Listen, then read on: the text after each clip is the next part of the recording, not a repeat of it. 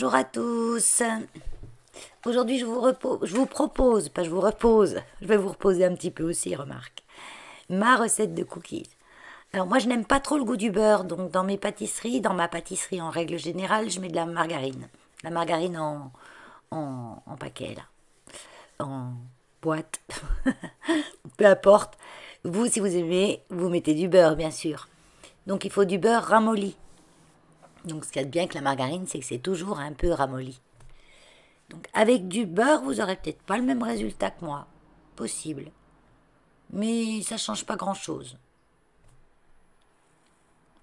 Puisque même dans les cookies au beurre, il est conseillé de mettre une petite cuillère d'huile.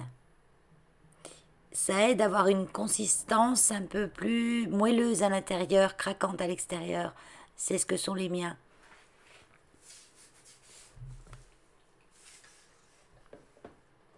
Si vous mettez que du beurre, de rajouter quand même une toute petite cuillère d'huile. Donc de la margarine, de la matière grasse, j'en mets 100 grammes. Donc vous, 100 grammes de beurre, avec votre petite cuillère d'huile, et moi, mes 100 grammes de margarine. Donc vous remarquerez que je mélange avec une spatule, une maryse. Il faut qu'elle soit un peu, pas trop dure quand même. Ça va beaucoup mieux. Et dans toutes les recettes de cookies américains que j'ai pu regarder, j'ai regardé des tas de recettes avant de adapter à ma sauce. Ils mélangent beaucoup avec la... Et ça va trop bien. Parce qu'on écrase bien les éléments, on arrive bien à les malaxer entre eux. Mieux qu'avec une cuillère en bois ou une cuillère en métal ou un fouet. Le fouet, ça va tout s'amalgamer dans le fouet, ça va pas du tout le fouet. Donc j'ai bien malaxé ma matière grasse, donc mes 100 grammes. Comme d'habitude, je vous mets dans la description sous la vidéo la recette. Ensuite, je mets de la cassonade. Là, j'ai mis 80. Bon, il faut 80 grammes de sucre. Moi, j'en mets normalement un peu moins parce que je mets du sucre vanillé. Mais là, j'étais tout droit, quoi. J'ai mis 81 grammes. Donc, du coup, je ne vais pas mettre de sucre vanillé, je vais mettre de la vanille liquide. J'ai les deux. Mais si vous mettez du sucre vanillé, il faut quand même déduire un petit peu du sucre normal. Si vous n'avez pas de cassonade, c'est embêtant. Mais vous pouvez me le faire avec du sucre blanc normal, en poudre. Je l'ai fait une fois et il n'y a pas des masses de différence. Voilà. Après, on peut mélanger cassonade et sucre blanc. Je l'ai fait aussi déjà. Quand j'avais plus assez de cassonade ou plus assez de sucre blanc, je mélange les deux.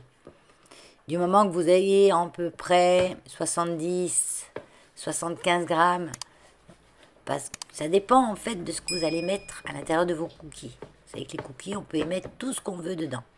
Si ce que vous allez rajouter est sucré, déduisez un petit peu de votre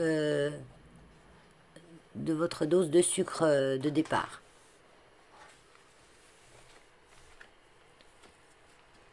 Donc là, j'ai de la vanille liquide que je vais mettre à la place du sucre vanillé, puisque j'ai mis trop de sucre cassonade, que j'aurais dû déduire un petit peu. Alors, j'en ai bavé pour ouvrir cette bouteille. J'ai dû aller l'ouvrir à la pince dans le garage. J'ai fait un petit montage pour pas que vous vous rendez compte, mais elle était inouvrable. C'est la vanille liquide de marque Repère. Mais une catastrophe, quoi. À la pince. Horrible. Donc j'en mets une cuillère à café. Ils disent dans le dosage une cuillère à café pour un demi-litre de préparation. Donc moi j'aime bien le goût de la vanille. Donc, une cuillère à café.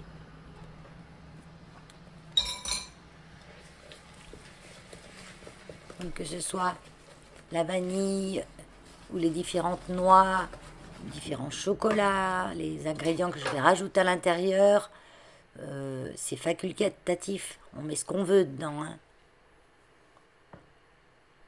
Moi je vous dis le principal. La pincée de sel, ça c'est le principal.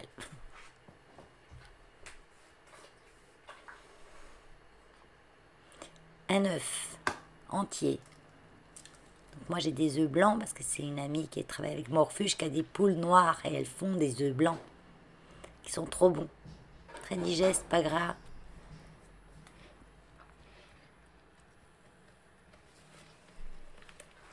Donc, on mélange à chaque fois. On mélange bien les ingrédients. À chaque fois qu'on en rajoute un, on mélange.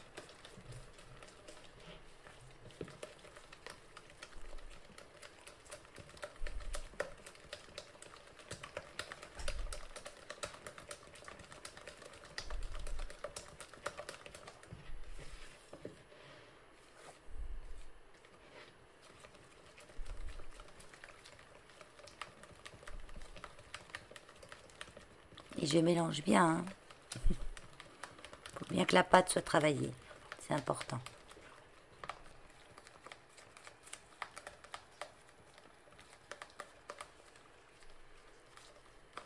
Là, j'ai pas coupé les temps de mélange, je ne les ai pas coupés. Vous les avez en direct. Hein.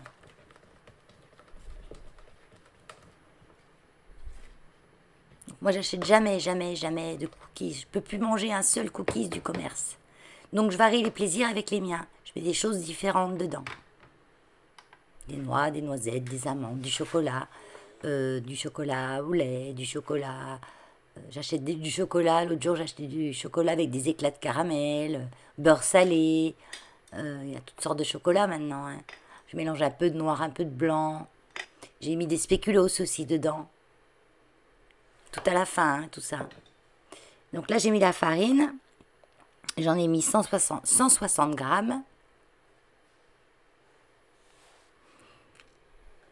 Et une cuillère de maïzena. Une cuillère à soupe. Je mets du bicarbonate de soude, pas de la levure. Je me sers rarement de la levure. Je me sers toujours du bicarbonate de soude.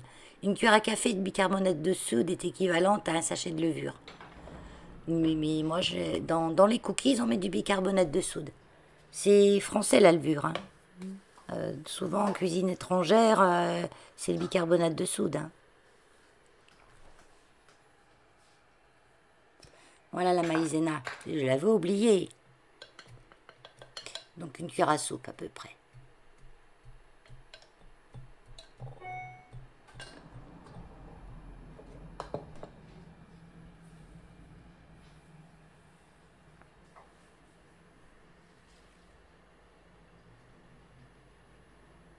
Donc on mélange doucement au début parce que sinon ça va voler partout.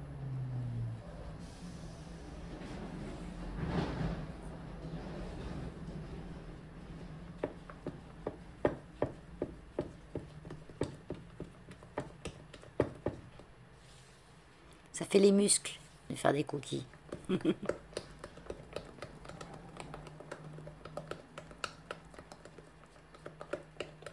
Après, je pense qu'on pourrait le faire au robot. Hein. Moi, dans mon robot, j'ai un batteur avec une espèce de spatule en plastique que je peux rajouter au bout du batteur K. Parce que moi, j'ai un robot Kenwood. Mais j'aime bien le faire à la main. Ça prend pas beaucoup de temps. C'est moins de vaisselle que dans le gros bol du robot pour faire un petit peu de cookies. Là, je vais faire... je sais pas, ça dépend en fait de la grosseur des cookies que vous voulez faire. Mais j'en fais une plaque, plus quelques autres, vous verrez. Alors une fois, j'ai doublé les doses et j'ai fait des gros cookies pour l'anniversaire de mon petit-fils. J'avais fait des gros cookies. En doublant les doses, on était à 6. À 6, on en avait un chacun et il en reste encore, en gros. Et on avait mangé ça en dessert avec de la glace au caramel beurre salé. Et tout le monde a adoré. Donc c'est un dessert qui revient pas cher, hein, parce que ça revient pas cher. Hein. Je vous dis, les chocolats, vous prenez pas les pépites de chocolat qui coûtent une blinde souvent. Vous pouvez acheter du chocolat pas trop cher, du plus cher, des chocolats qui vous restent. Alors du chocolat, il en faut à peu près, je dirais 150-200 grammes maximum. Parce qu'on ne met pas que du chocolat. Hein. À moins que vous adoriez le chocolat. Et là, vous mettez la blinde. Donc là, j'ai du chocolat avec, au lait et aux noisettes entières. Moi, j'aime pas trop le chocolat noir. Et un reste de chocolat. Non, l'autre c'était du chocolat noir avec éclat de caramel, beurre salé. Mais il n'y en avait pas trop, donc ça donnait pas trop le goût de chocolat.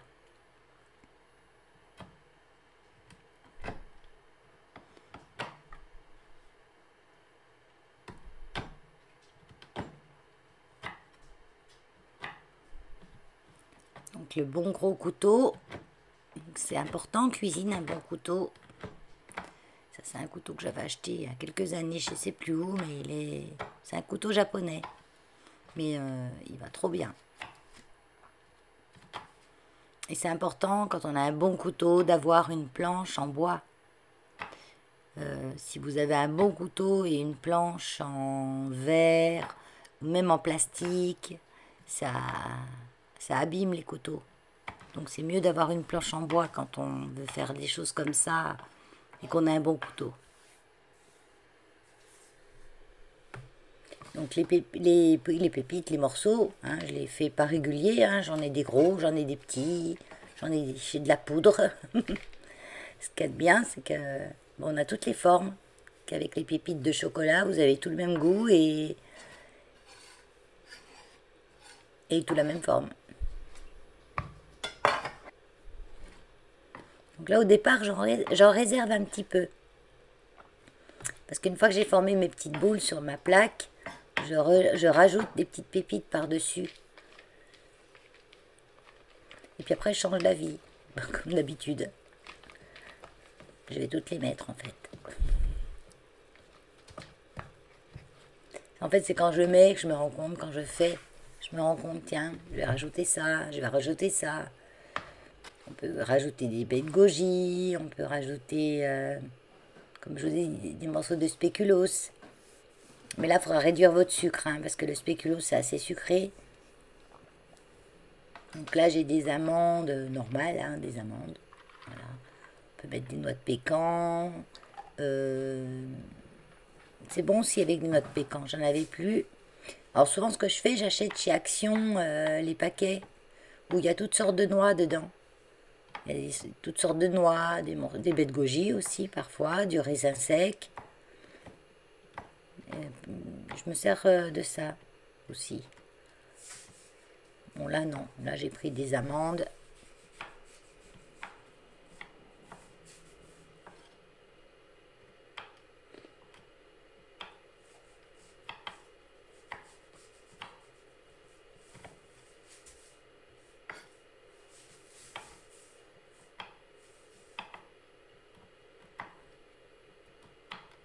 C'est tellement simple et tellement relaxant. Même écrabouiller comme ça en petits bouts les choses, c'est relaxant. Enfin pour moi.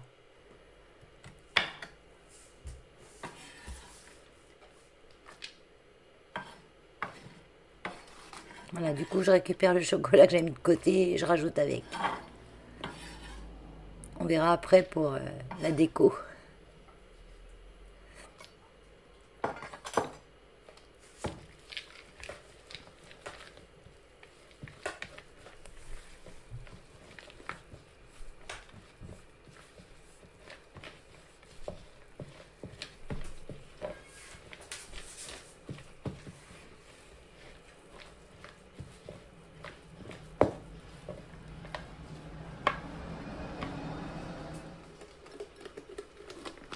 J'ai été chercher mes raisins secs. J'aime bien rajouter un petit peu de raisins secs. J'en mets pas beaucoup.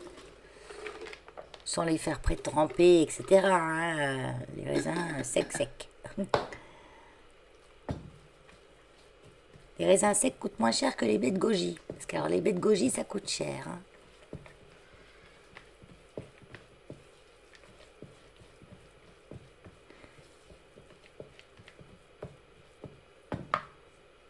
Après, dites-moi en commentaire s'il y a des choses, si vous avez déjà fait des cookies, s'il y a des choses que vous avez pensé à rajouter que moi, je vous aurais pas cité.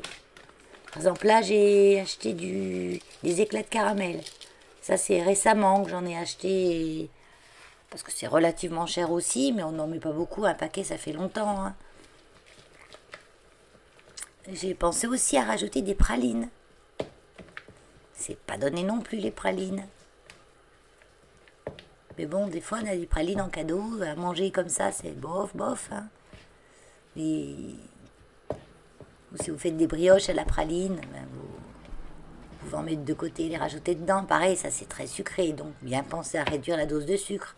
Pas faire comme Valérie. Mettre 80 grammes de sucre et puis plein de trucs sucrés après dedans. Parce que ça fait beaucoup, beaucoup sucré. Donc là, je prends le reste de mon chocolat. Et ben, je vais le mettre... dans un bol à part que je rajouterai sur mes petites boules de pâte. Je sais pas qu'est-ce qu'on pourrait mettre encore. Ben, j'ai pas tout en même temps. Faut éviter de mettre trop de choses en même temps parce qu'après les choses, on les sent plus. Mais moi je mets trois, quatre choses différentes. Mais à chaque fois j'essaye de varier. Comme ça j'ai pas tout le temps les mêmes goûts de gâteau.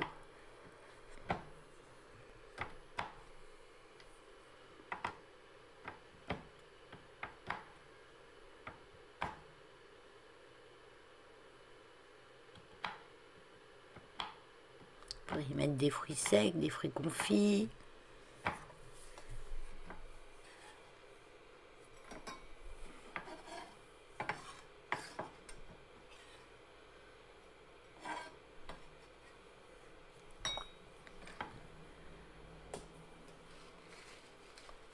Il y a encore un petit peu de pépites de caramel, d'éclat de caramel. Moi j'en ai pour un petit moment, hein, le paquet il est assez gros. Hein. Donc là j'ai coupé la vidéo pour ranger et faire de la place pour faire mes petites boules et j'ai oublié de rallumer la vidéo. Pierre Richard, donc ma première fournée est cuite. Alors je les enfourne, fourme d'Ambert. Je les enfourne pour mon four à moi à 180 degrés pendant 15 minutes. Vous surveillez, il n'y a pas un four qui est pareil, hein. Donc vous surveillez. Là, j'ai regardé qu'un couteau c'était cuit, c'est bien cuit. Je les décolle encore un peu. Je les ai laissés un petit peu tranquilles, refroidir sur le papier. Maintenant je les décolle, ils sont encore pas froids. Et je les mets sur un papier absorbant ou une grille. Enfin, j'ai pas de grille de pâtisserie, mais il faudrait que je m'achète une grille de pâtisserie pour les laisser un petit peu à refroidir à l'air. Pas les enfermer, moi j'ai un bocal en verre où je les mets dedans. Pas les enfermer tout de suite parce qu'après ils restent trop mous. Et là vous allez pouvoir voir comment je fais mes boules avec le restant de pâte. Heureusement il reste de la pâte. J'ai pas pu faire tout tenir d'un coup. Vous voyez, ça fait il n'est pas très grand le four hein, chez moi. C'est le four qu'il y avait dans la maison quand j'ai eu la maison. Mais bon, il va pas mal. Maintenant, je le connais un petit peu mieux, ça va. Mais je vous dis 180 degrés, vous surveillez. Peut-être vous aurez besoin de 190. Ou de laisser un peu moins longtemps. Je vous dis, la moyenne, c'est 180 degrés pendant 10-15 minutes. Et ça dépendra aussi de la taille de vos boules. Si vous faites des gros cookies ou des tout petits. Moi, je fais des moyens, des petits gros. Là,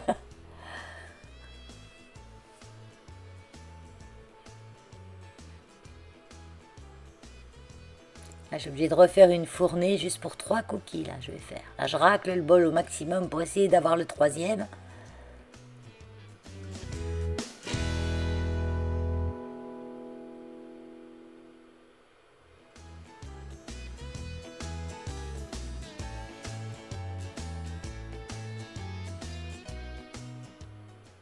Il n'y a pas la peine d'avoir des super boules. Hein.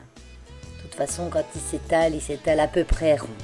Puis si c'est pas très rond, c'est parce que c'est fait maison.